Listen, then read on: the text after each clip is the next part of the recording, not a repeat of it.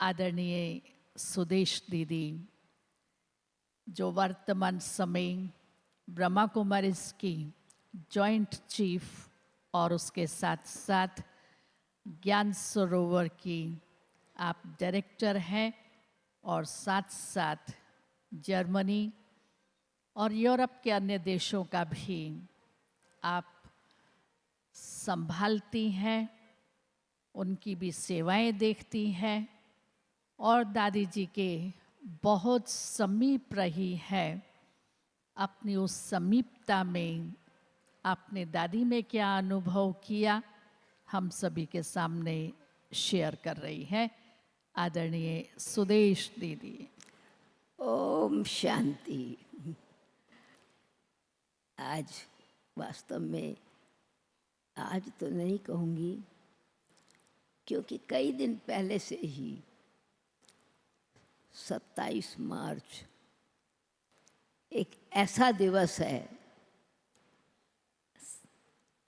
कि बहुत सारी स्मृतियाँ ऐसे जैसे फिल्म की तरह सामने आ जाती हैं। दादी सदा ही विशेष रही हैं, साधारण होते हुए भी गुप्त पुरुषार्थ और गुप्त होते हुए भी उनको जो वरदान कहें अथवा एक बाबा के रत्नागर के रत्नों की अच्छी तरह से मंथन करके दूसरों को देने की भावना थी, वो बहुत पहले से ही है। मुझे याद है अर्ली 60s में वो जब पूना में थी तो उनके साथ एक माता इंदिरा बहन करके थी, तो दादी को हमेशा ये पालना करने का इतना रस है अथवा इतनी भावना है, वो कभी भी चाहे बाबा के भंडारे से पालना करें और चाहे ज्ञान धन के भंडारे से पालना करें, चाहे संग दे करके पालना करें, चाहे सेवा का उमंग दे के पालना करें, मतलब सचमुच तो उनके नोट्स उस समय, हम उस समय दिल्ली में थे, हमारे पास क्योंकि दिल्ली का कनेक्शन, रजौरी गार्डन का कनेक्शन बाबा का मेन स्थान होने के कारण दीदी मनमोहिनी जी भी वहाँ थी, तो बहुत नज़दीक का रहता था। तो वो पहले नोट्स जो मैंने दादी जी के पढ़े, मुझे उत्सुकता हुई, इतनी गहर इतनी सिंपल बात दादी ने कितने अच्छे ढंग से त्याग तपस्या और सेवा की बात सुनाई थी उन नोट्स में, और हमारे पुरुषार्थ के स्टेप्स कौन से हैं, शब्द सभी याद हैं, और प्रैक्टिकल में वो अनुभव भी कैसे दादी ने सिर्फ क्लास करा के अंदर सबके अंदर उत्साह अथवा उल्लास भरा, तो दूर बैठे भी उनकी सेवा अव्यक्त तो बाद में हुई, परंतु पहले से ही ये दान देने का संस्कार, महादानी बन के बाबा के नोट्स जो भी उनके कॉन्टेक्ट्स में अपने भाई बहन, क्योंकि सिंध में सिंधवासी व्यापार अथवा किसी भी कारण से विदेश में रहते थे, तो दादी भारत देश में रहते हुए विदेश की सेवा बड़े प्यार से पत्र द्वारा करती थी, या कुछ ना कुछ जैसे बाबा टोली भेजते थे, कभी कुछ ना कुछ सौगात भेजते थे, तो दादी जान की टोटल कनेक्टेड थी। विश्व सेवा तो बाद में शुरू हुई, परंतु विश्व सेवा की फाउंडेशन वो पहले से ही थी पालना करने वाली। तो दादी जी के साथ रहने का सौभाग्य 74 से दादी भी 74 में लंदन गई और हम भी 74 में गए। तो उस समय तो कोई इतने स्टूडेंट्स नहीं थे, पर दादी जी की ये एक पालना का जो संस्कार है और संग से रंग लगाने का संस्कार, यूनिटी का संस्कार, तो सिंपल वे में भोजन भी हम कभी अकेले नहीं करते थे। टेबल पर दोपहर को मधुबन से कनेक्शन दादी का इतना गहरा था, रोज पोस्ट आती थी, शांतामणि दादी नोट्स लिखती थी, यहाँ का समाचार भेजती थी, और दादी हमको फिर वो सिंधी में 11 बजे क्लास होता था। अपनी विशेष माता रजनी बहन जी, जयंती बहन की मदर, वो आ जाती थी, उनको भी साथ साथ, और हमको वो नोट्स सुनाती थी। तो हमको विदेश में रहते ये महसूस नहीं हुआ कि हम कोई दूर देश में हैं। रोज़ का दर्पण, रोज़ की फिल्म लिखित रूप में मिल जाती थी, नोट्स। और फिर भोजन बनाने में दादी तो कर्म योग में भी बड़ी एक्टिव थी, तो भोजन इकट्ठा करते थे टेबल पर ही। तो टेबल भोजन के बाद भी कुछ चिट चैट जरूर होती थी। दादी की अपनी धारणा पर्सनल, जैसे सुनाया अमृत वेले, परंतु दादी ने अपने पुरुषार्थ को पावरफुल रखने के लिए और वायुमंडल को अच्छा बनाने के लिए 4 बजे का योग, कुछ भी हो, कभी 4 बजे का योग, शाम का अमृत वेला 4 बजे और फिर 4 बजे, यहाँ तक कि जब वो माउंट आबू में आई, इंद्रप्रस्थ में, बहुत समय तक 4 बजे का योग होता था। धीरे धीरे सेवा बढ़ती गई तो वो चेंज हुआ। नहीं तो दादी के ये दोनों समय तो अपने पर डिसिप्लिन था, योग पर बहुत अच्छी दफा अटेंशन था, और यज्ञ से क्या सिखाया कि सबसे बड़ी बात, जैसे बाबा का यज्ञ लिमिटेड नहीं है, दादी के अंदर की भावना थी अथवा फीलिंग थी, जैसे बड़ा बेटा होता है तो उसको बाप की प्रॉपर्टी पर नशा भी रहता है, परंतु जिम्मेवारी का ताज भी पहनता है। तो दादी के स्वाभाविक संस्कार में यज्ञ संभालना है, यज्ञ में मदद करनी है, यज्ञ के रक्षक बन कर के रहना है। पर दादी की नज़रों में यज्ञ सिर्फ मधुबन नहीं था, ये बेहद का वृक्ष, चाहे छोटी छोटी टहनियाँ होती थी, यज्ञ तो मेन था ही।